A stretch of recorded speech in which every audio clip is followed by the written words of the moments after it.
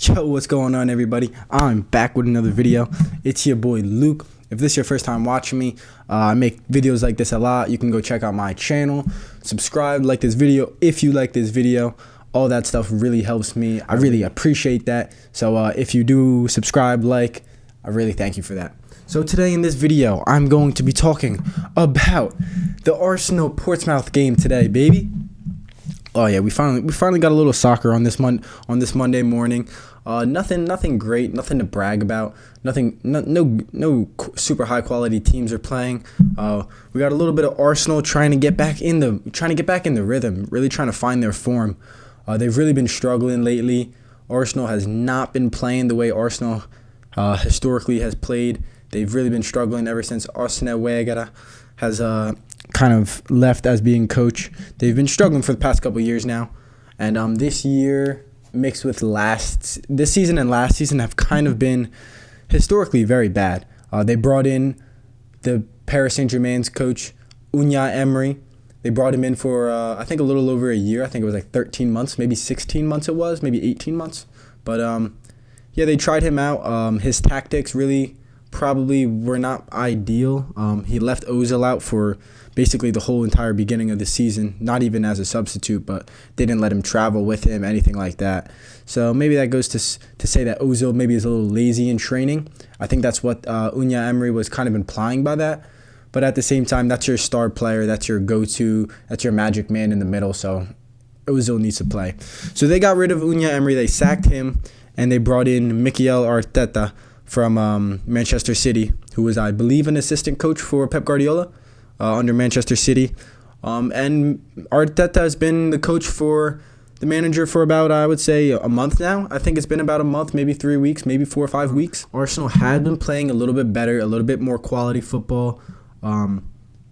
Like I said, Arteta coming to the club and actually maybe applying some of the things that he learned from Pep and the things that he was doing as an assistant coach under Pep Guardiola probably influenced him heavily in coming to Arsenal and what he brought to the table for Arsenal and the players in the club.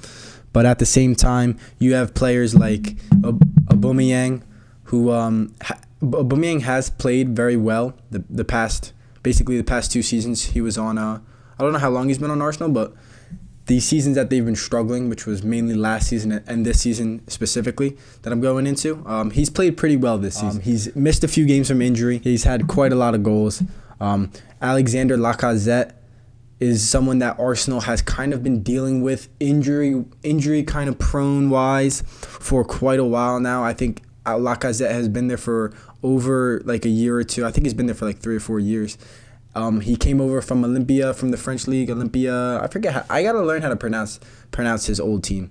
Olympia Marseille, I think it is, or something like that. Yeah, Lacazette has been injured constantly. He's had trouble finding his form. He's having trouble finding the back of the net.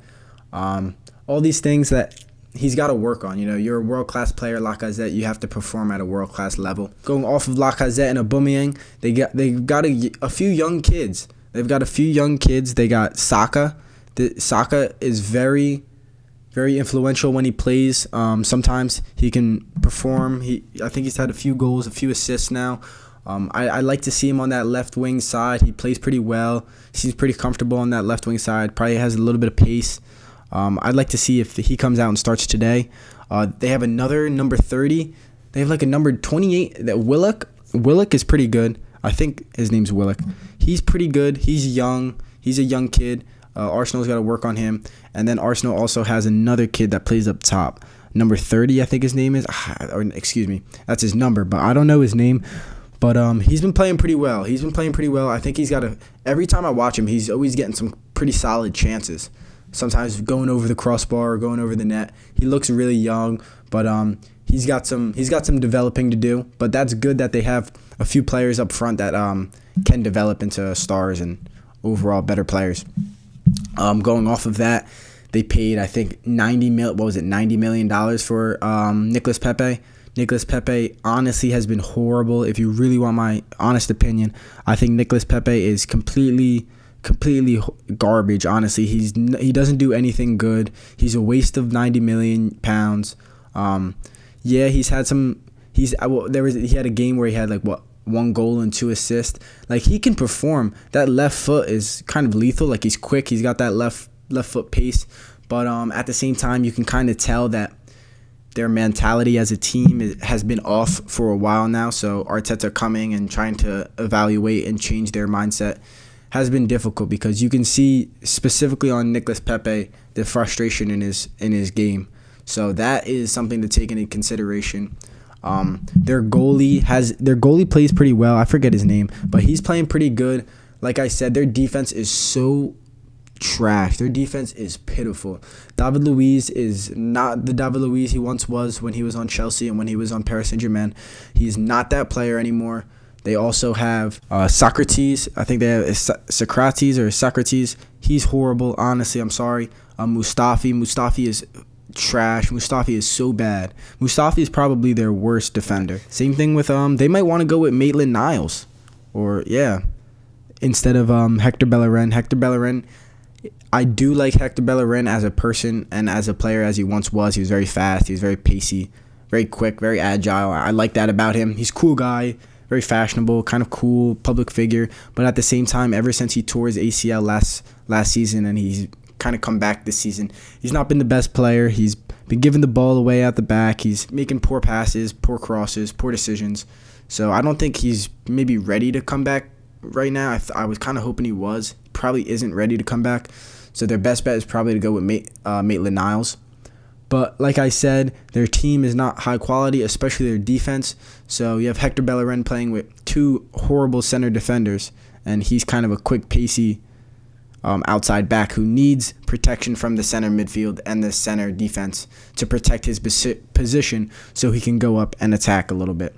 So he's been dealing with that. Like I said, I'm a fan of Hector Bellerin. I hope he can come out on top as a player. Arsenal has been so bad. They've really been underperforming. The quality, the money, everything that's been spent and done there has it's been a bad season. Last season was a bad start, and this has just been a bad outcome. Hopefully Mikel Arteta can fix that and bring some better strategies and playing and some better talent, hopefully in the transfer window once it opens up in the summer. Hopefully they can get some money in there, maybe get some guys out. I would like to see maybe Lacazette and Aubameyang maybe out, honestly, just because I don't think they fit the Arsenal. Xhaka probably needs to leave. Every single center defender they have needs to leave. Callum Chambers, I think, needs to leave. They really need a flip. They need a flip. Manchester United's got some problems, but Arsenal, dude, you got to get it together.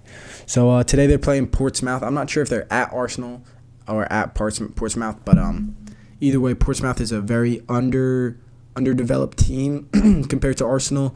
Arsenal needs to win this to solidify some confidence, some momentum to bring over to the Premier League. I'm not sure if this is for like a Europa tournament or anything like that. I'm gonna have to.